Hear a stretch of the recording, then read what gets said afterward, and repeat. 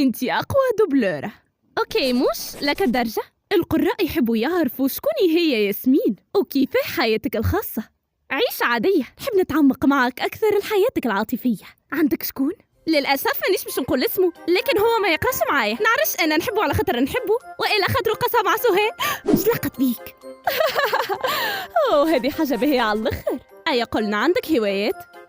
أنا نعشق حاجة اسمها دبادب، وزيد شريتهم الكل من الفريب. يا شومي. قلت لي تلم في الدبادب. الحق ياسمين باش نكون معك صريحة، نحبوا الطفلة اللي باش تطلع معنا لازم تكون كيف نقولها لك سرية شوية. هل عندك نشاطات أخرى تعملهم غير الدبلاج في وقت الفراغ؟ نشطح على سبيستون في بيتي. يا ربي، ثم شكون تحب تاخذ بلاصتها؟ أنا